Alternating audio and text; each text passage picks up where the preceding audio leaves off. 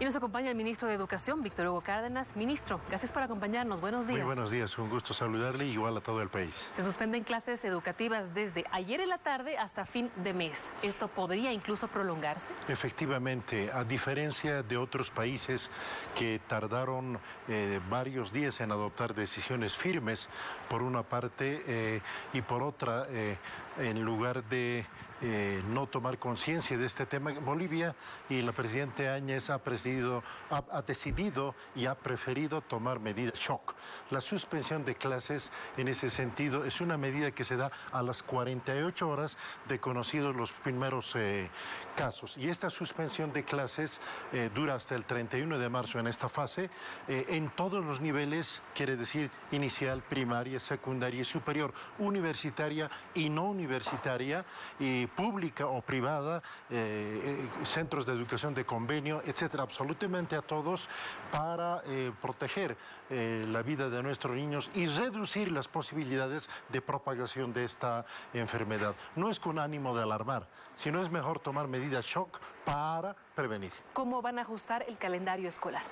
Tenemos margen de movimientos con las vacaciones de invierno de medio año, por una parte, y los últimos días después del examen final. Veremos cómo evoluciona este hecho. Esperemos que sea temporal y a fines de este mes podamos ya reanudar clases, pero todo dependerá del monitoreo que está haciendo el gabinete ad hoc, el gabinete particular creado para este fin, las evaluaciones que realiza el comité interministerial presidido por el Ministerio de Salud, y repito, a diferencia de otros países, aquí estamos tomando medidas radicales y con la esperanza de que todo esto sea una suspensión de clases temporal. Usted es parte de este gabinete que trata temas importantes y de urgencia para prevenir el coronavirus y que se propague en el país. ¿Qué pasa con el caso de los vecinos que están bloqueando los hospitales y no permiten que ingresen las personas que están con coronavirus o personas sospechosas de coronavirus? ¿Qué medidas van a asumir como gobierno? Creo que hay dos razones en ese comportamiento, uno de buena fe y otro de mala fe. ¿Cuál es la razón de buena fe? La incomprensión, la desinformación, cómo evoluciona este coronavirus, y por otra parte no estar al tanto de lo que otros países han hecho. Cuando ningún país, diría, ha impedido que los centros de salud sean los centros donde puedan aislarse y ser tratado y controlado los pacientes de coronavirus. Creo que en nuestro país, o por lo menos en Santa Cruz hemos visto, es el único lugar donde se quiere impedir que estos centros de salud creados para eso no tengan ese acceso, por una parte. Entonces la desinformación y la falta de comprensión motiva de buena fe este nerviosismo, esta actitud incomprensible. Pero también no podemos negar, hay un comportamiento de mala fe que quiere aprovechar de este problema para generar dificultades al municipio, a la gobernación o a los niveles estatales locales. Entonces invitamos a la opinión pública a informarnos con el Ministerio de Salud cómo funciona este coronavirus, qué es o cuáles son el tratamiento más importante. Y, por ejemplo, en vez de bloquear un centro de salud, lo que pueden hacer es, en su familia, agarrar un termómetro y medir si la temperatura de sus niños, de sus familiares, es normal o no es normal. Esa es una forma de contribuir positivamente a los médicos y al centro de salud. Permítame, estamos en Santa Cruz. Gabriel Oviedo, buenos días, con usted. Buenos días, Natalia Girard. Saludamos también a nuestro invitado ministro. Aclare, por favor, a toda la población qué servicios se están suspendiendo en cuanto a salud, es decir, de qué niveles y hasta cuándo. Y si hay la posibilidad de que no solamente sea hasta el 31 de marzo, sino que se amplíe. De educación, le dije salud, mil disculpas, ministro. Creo que su pregunta era sobre educación. Se ha suspendido toda la educación pública y privada, desde inicial, primaria, secundaria y superior, sea superior universitaria o superior no universitaria. Me refiero no universitaria, por ejemplo, a las escuelas normales, a los institutos y a otros centros particulares o públicos, hasta fines de año, desde la fecha hasta el 31 de marzo. Estos días realizaremos una evaluación permanente. El Ministerio de Salud está monitoreando la evolución de los casos y cualquier momento y hasta fin de mes pues haremos un balance y si se justifica reanudar clases, así lo dispondremos, y si no, adoptaremos otras decisiones. ¿Y qué deberían hacer los alumnos en esta época de que no tengan clases? Es decir, de alguna manera el Ministerio de Educación va a estar apoyando esta campaña de información de prevención del coronavirus. Efectivamente, ya desde días atrás hemos instruido a todas las direcciones departamentales, distritales, directores de unidades educativas, profesores, para que contribuyamos en la difusión del material informativo que se ha dado en todo el país. Por ejemplo, este folletito donde describe los síntomas del coronavirus, de las personas sospechosas, cómo se lo va tratando, qué es lo que se tiene que hacer y cómo mantener formas de aseo. Lavarse las manos no de la forma rápida que hacíamos antes, sino por lo menos medio minuto a un minuto, dar esa importancia. Tratar de no salir de sus casas, es el sentido de orientación. No juntarse con grupos grandes. Incluso el propio movimiento en transporte público, donde a veces se llena de gente, son circunstancias que pueden favorecer cualquier contagio. Entonces, se trata de reducir las mayores condiciones para que no creemos un ambiente favorable a la propagación del virus. Entonces, los estudiantes, por instrucción de sus profesores, pueden realizar tareas escolares, trabajos educativos en sus hogares, y aquellos centros educativos que tienen entorno virtual, vía internet, pueden comunicarse y continuar el trabajo. Ese tipo de centros, desgraciadamente, no son la mayoría. Pero la suspensión fue muy rápida. Le decía, ya desde ayer en la tarde ya no habían clases y ustedes al mediodía daban esta noticia de que se suspendían las labores educativas. ¿Cómo se van a comunicar los maestros, los directores con sus estudiantes?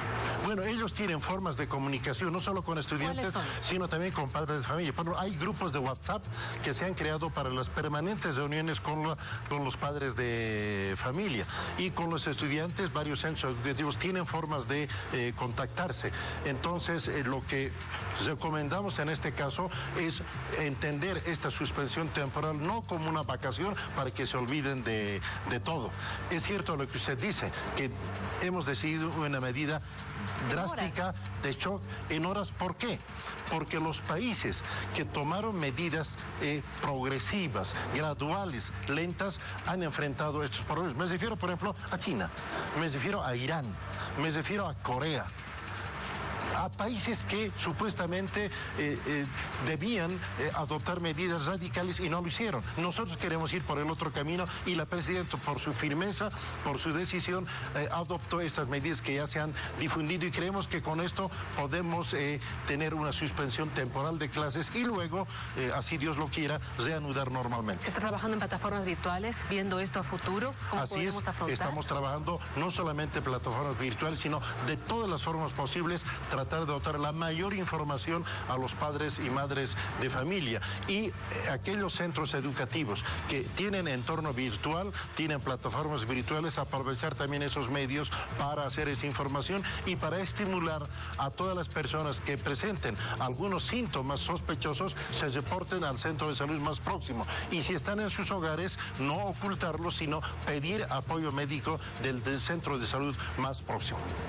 Ministro, se están adoptando, además de las medidas anunciadas por la Presidenta, otras más locales, especialmente en Santa Cruz, por ejemplo. Hemos visto que se están prohibiendo la apertura de discotecas, de centros que hagan conglomeración de gente, como el zoológico, el jardín botánico, las guarderías municipales también van a ser cerradas de aquí en adelante. ¿Eso se debería adoptar en todos los municipios del país? ¿Qué directrices están dando desde el gobierno en ese sentido? En varios aspectos, la Santa Cruz siempre ha llevado el liderazgo, por ejemplo, en el desarrollo económico, y debo expresar la felicitación al municipio cruceño al adoptar estas medidas que se enmarcan perfectamente en el rumbo y en el contenido de las orientaciones y decisiones que el gobierno de la Presidenta Áñez lo ha dado. Ojalá que esta actitud positiva del municipio de Santa Cruz contagie a otros municipios. He visto personal y directamente en Santa Cruz cómo el municipio cruceño dota de alcohol gel a los centros educativos y otros apoyos para minimizar los riesgos de la propagación del coronavirus. Así que debemos unirnos, gobierno nacional, departamental, municipios, en esta tarea, y sobre todo los padres y madres de familia.